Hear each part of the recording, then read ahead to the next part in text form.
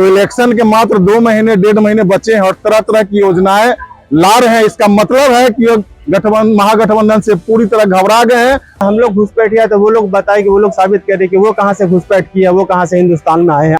सारे एनडीए के जितने भी नेता हैं सबका दिमाग घसक गया है, सब बेचैन हो गया है। नीतीश कुमार दाएं दाएं लोक लुभावनी घोषणाएं रोज कर रहा है।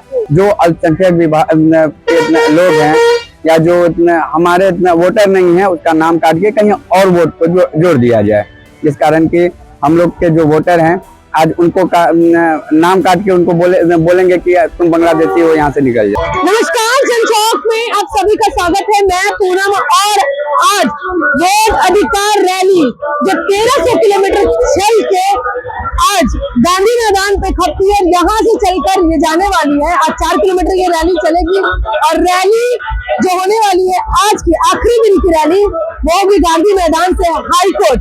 आज की रैली का नाम भी बदला गया है, आज की रैली का नाम है गांधी से अम्बेडकर। तो आज यहाँ लगभग लाखों की संख्या में लोग आए हुए हैं। पूरा गांधी मैदान पूरा भरा पड़ा है लोगों से। गर्मी का मौसम नहीं है फिर भी लोग आए हुए हैं। लोगों से जानेंगे कि क्या कहते हैं वो, क्या इस रैली का असर होने वाला है आने वाले समय में, आने वाले विधानसभा चुनाव।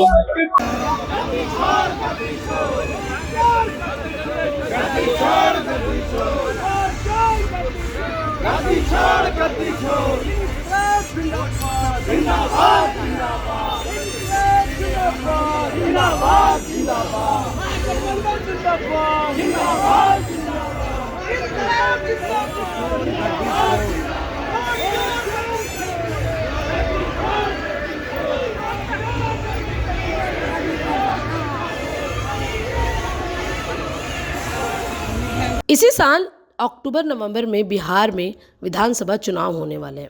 विधानसभा चुनाव से पहले चुनाव आयोग ने बिहार में पुनर्गहन निरीक्षण करने का फैसला लिया। इसके आदेश के बाद से ही बिहार के अलग अलग ज़िलों में लोगों में दस्तावेजों को लेकर थोड़ा हड़कंप मचने लगा। इस वक्त बिहार में बाढ़ का मौसम है और लोग परेशान थे। इसी बीच ये SIR का फॉर्मूला है। SIR के लिए चुनाव आयोग द्वारा 11 दस्तावेजों की सूची जारी की गई, जिसके आधार पर उनकी वोटर आईडी को दोबारा बनाया जाना था। इसके कई क्राइटेरिया रखे गए।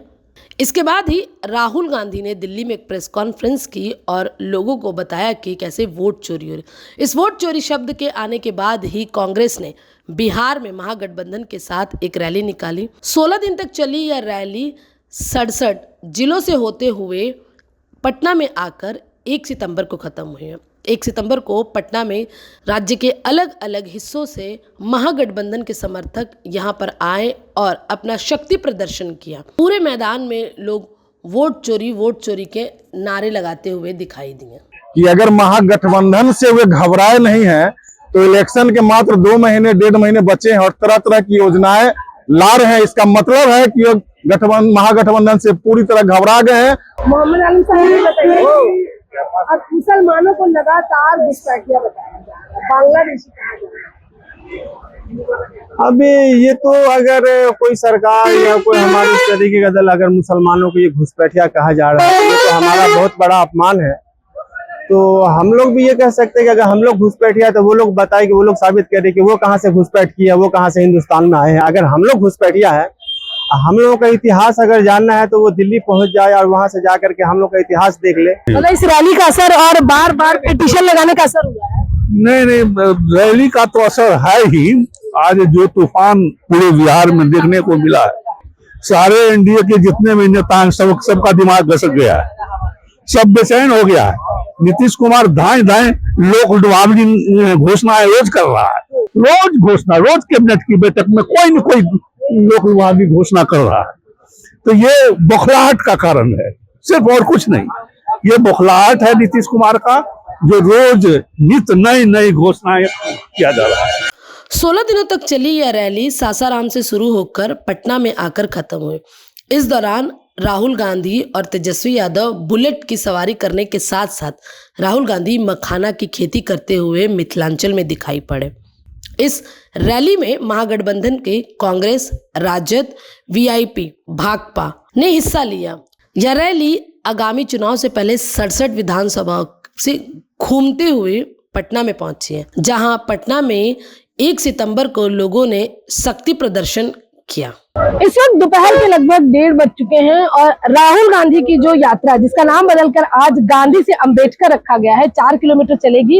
ये यात्रा यहाँ से शुरू होकर डाक बंगला चौराहे के बाद पहुंचेगी हाई कोर्ट में, और हाई कोर्ट में डॉक्टर भीमराव अंबेडकर का माल्यार्पण किया जाएगा वहां पर। तो रैली आप देख सकते हैं, मेरे पीछे ग्राउंड जो है वो ऑलमोस्ट आधा हो चुका, मतलब लोग जो है वो आधे ही बचे, आधे लोग जो है वो उनके साथ रैली में आगे बढ़ चुके हैं।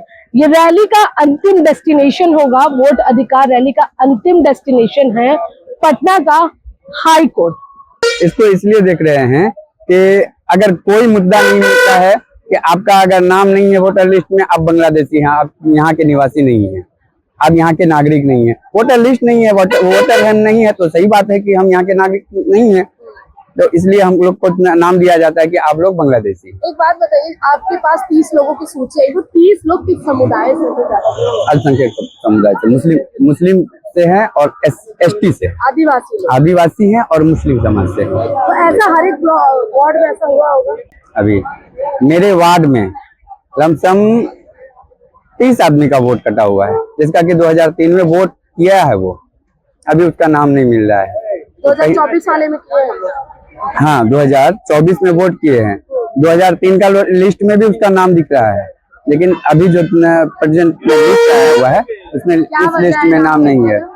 नाम कटने का ये वजह है कि सरकार ये चाहती है कि जो अल्पसंख्यक लोग हैं या जो हमारे वोटर नहीं है, उसका नाम काट के कहीं और वोट को जोड़ दिया जाए, जिस कारण कि हम लोग के जो वोटर हैं आज उनको नाम काट के उनको बोलेंगे कि तुम बांग्लादेशी हो, यहाँ से निकल जाओ। गांधी मैदान में आए समर्थकों से हमने इस बारे में बातचीत की, जहां पर लोगों ने कई मुद्दों पर वोट चोरी के अलावा लगातार घुसपैठ के मुद्दे पर भी सवाल उठाए हैं। लोगों का कहना है कि सरकार पिछले कई चुनावों से घुसपैठ का मुद्दा उठा रही है, जबकि होम मिनिस्ट्री जो है वो बीजेपी अमित शाह के हाथ में है।